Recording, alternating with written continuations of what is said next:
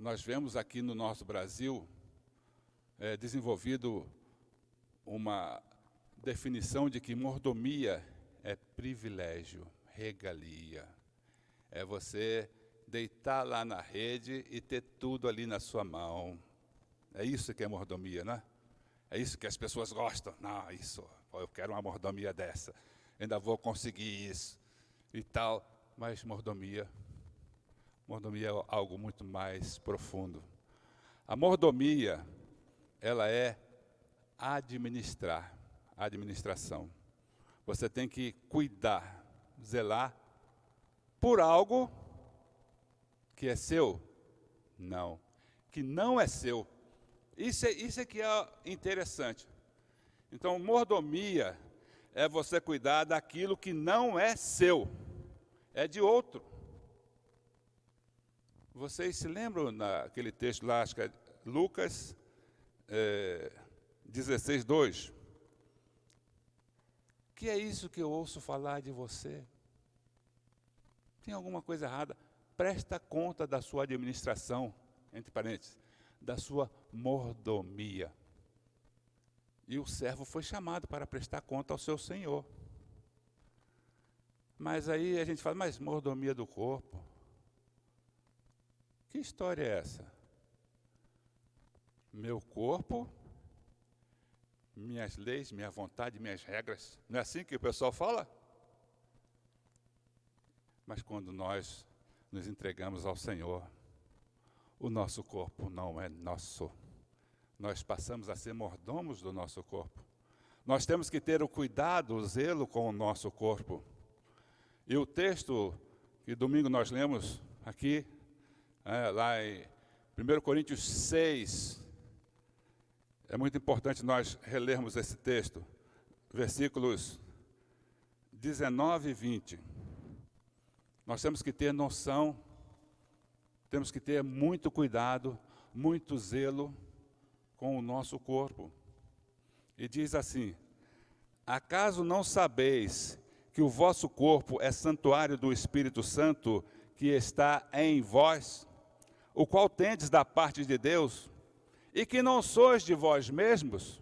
Olha, então, o nosso corpo não é nosso. Porque fostes comprado por preço. Agora, pois, glorificai a Deus no vosso corpo. O corpo é santuário do Espírito. Então tem que ser cuidado para que no corpo não tenha nada que venha a desagradar o dono do corpo, o nosso Senhor. Então o nosso corpo é para glorificar a Deus. Hein? É uma responsabilidade muito grande, mas que a gente às vezes não tem noção exata dessa dimensão. Então nós precisamos ter esse cuidado, ter esse zelo com o nosso corpo. E no próprio texto de Coríntios, lá nos versículos 9 e 10, ele fala dos pecados que se comete contra o corpo. Então diz assim,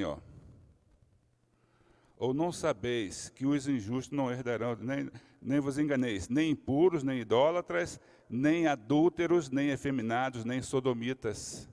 Todos esses pecados aqui é contra o corpo. No 10 fala, nem ladrões, nem avarentos, nem bêbados, nem maldizentes e tal. Fala de outros pecados que atrapalham a vida cristã. Mas aqueles pecados que são contra o corpo, é aquele que você usa o corpo para outras coisas. E aquele que se une a uma prostituta, forma com ela um só corpo. Então o corpo de Cristo vai se juntar com o corpo de meretrizes? Pode o nosso corpo adorar alguém que não seja Deus? O que está no seu corpo tomando o lugar de Deus? Então nós temos que ter esse zelo na mordomia com o nosso corpo. Romanos 14, 8, é outro texto que nos dá uma grande clareza sobre nós, sobre o nosso corpo, que diz assim: porque se vivemos, para o Senhor vivemos, Se morremos, para o Senhor morremos. Quer, pois, vivamos ou morramos, somos do Senhor. Então não tem uma oportunidade para alguém tirar uma casquinha em nós. Nós temos que estar voltados para Deus, para o nosso Senhor, para servi-lo no corpo. Mas hoje nós vamos falar também sobre a mente e o coração. Esses dois elementos que nós, no corpo, vivemos no nosso dia a dia. Todo o nosso relacionamento, nós trabalhamos todas essas funções, não? Então, o seu corpo é seu? Se é, você tem algum problema com a palavra de Deus. Nós pertencemos a Deus. Sua mente e o seu coração é seu? É você quem manda, quem dá a palavra final? Se é, tem alguma coisa errada. Porque o nosso coração, a nossa mente, tem que estar trabalhando para ser reflexo da vontade de Deus, para ser testemunho da vontade de Deus. Nós podemos, você olha alguém ou uma pessoa, alguma situação e fala, se fosse eu fazia isso, fazia aquilo, e não sei o que e tal. A sua mente está trabalhando possivelmente contra a vontade de Deus. Porque quando a gente quer a nossa vontade, e a gente não sabe entender qual é a vontade de Deus, tem algum problema na nossa vida espiritual. Nós não podemos nos arvorarmos como senhores de todas as coisas. E nós temos essa facilidade de julgar as pessoas pelo que a gente vê. Fulano é assim. Cicrano, esse, olha, afaste-se dele. Quando na realidade, o que a palavra nos fala? Trate as pessoas, principalmente os irmãos, como se fossem superiores a nós mesmos. Mas nós somos arrogantes, nós somos nariz empinado. Isso não faz bem. Nós temos que acabar com isso na nossa vida, porque nós somos mordomos e precisamos trabalhar essa mordomia para aquele que nos colocou nessa função de sermos mordomos, que é o Senhor. É Ele que tem que dizer, olha com amor para aquela pessoa. Mas você, quando olha aquela pessoa, você fica assim, parece que vai dar um ataque cardíaco de tanta raiva. Vocês se lembram muito bem o texto lá em Filipenses que fala sobre as duas irmãs, né? Dois nomes assim, bacana demais, né? Como é que é? Duas irmãs que estavam brigando dentro da igreja. E as duas atuavam no trabalho do Senhor. Mas em dado momento, possivelmente, a inveja tomou conta do coração delas e elas começaram a se contender dentro da igreja. Nós vemos e nós sempre temos uma resposta para aquilo que nós vemos. Mas a gente nunca fala assim, Senhor, o que tu queres? Vocês se lembram como é que Davi fazia? Olha, vem Saul contra mim.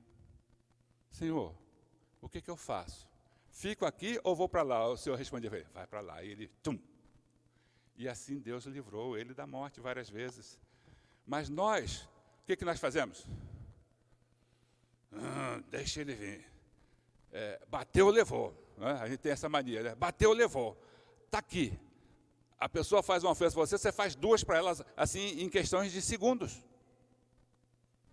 É essa a resposta que nós devemos dar com a nossa mente e com o nosso coração? O que a Bíblia fala?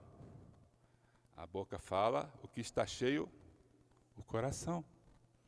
Se nós não estivermos com a palavra de Deus, a nossa resposta vai ser carnal. A nossa carne vai falar mais alto. E a resposta certamente não agradará ao dono. Porque nós somos mordomos, não esqueçam disso. Se nós somos mordomos, nós temos que ter muito cuidado com a resposta. O próprio Senhor Jesus falou, não é o que entra aqui contamina, mas o que sai. Porque o que sai mostra o caráter da pessoa, mostra os hábitos, as suas práticas. É muito simples a gente ver a sequência. Você pensa alguma coisa, aí alguma hora você vai falar aquilo que você pensou. Aí aquilo que você falou, você vai procurar fazer. E quando você faz, aquilo mostra-se uma prática na sua vida. E a prática vira um hábito. E aquele hábito molda o seu caráter. Mas nós temos um caráter diferenciado. Nós temos que buscar o caráter de Cristo, que está lá bem especificado no fruto do Espírito. Então, as nossas atitudes, aquilo que sai da nossa mente, tem que ser sempre baseado na palavra. Nós nos alimentamos pela palavra. A palavra que nos dá a resposta das coisas que nós temos a fazer e que Deus pede de nós. Ele não fala para que nós exerçamos a mutualidade, para que nós sejamos condescendentes com os demais, mas nós somos duros. Não, esse aqui é um irmão que não vale nada. Vamos botar ele para canto. E aquele ali, isso aí você não sabe a história dele. Quer dizer, você não acredita no poder de Deus para transformar aquele coração? Você tem dúvida que Deus pode transformar um pecador, um criminoso, um bandido? Deus pode. Deus nos transformou. Um coração tão ruim. Olha, eu sei fazer coisas ruins. Meu coração, lá dentro, também sabe muitas coisas ruins. Mas Deus fala assim, não, esse não é o caminho, não. O caminho é outro. O modo que eu quero que você faça é de outra maneira. A resposta que eu quero que você dê para as pessoas não é com a sua carne, com a sua vontade, mas é fazendo a vontade daquele que nos chamou para brilharmos nesse mundo, para sermos luz do mundo, sermos o tempero, o sal. Você chega num local, está uma situação terrível, aí você fala assim, não seria melhor a gente fazer isso? Porque isso assim, vai dar isso e tal, e tal. Aí as pessoas parece que brilha um pouquinho de luz naquele lugar, mas às vezes as pessoas falam, não vamos fazer isso não, deixa esse cara para lá. As pessoas hoje são canceladas. Olha, o que fulano falar, você não leva em consideração, porque ele pensa dessa maneira, ele tem esse problema e tal. Dentro dos centros universitários, na vida acadêmica, hoje, se você falar da palavra de Deus, você é cancelado. Porque lá a diretriz não é a diretriz da palavra. Mas, no fundo, todo mundo, de uma certa forma, segue de alguma maneira a palavra de Deus. Porque você chega aí para um camarada qualquer na rua e fala assim, você trai a sua mulher? Não. E você acha que ela te trai? Também não. Mas quem é que dá esse significado na vida deles? Em alguma maneira, a palavra de Deus chegou lá. As leis que nós temos no nosso Brasil falam sobre isso. Mas hoje a mídia toda prega o contrário. Faça o que você sentir no seu coração. Você tem que se adorar. Se você não gostar de você, você vai ser uma pessoa frustrada.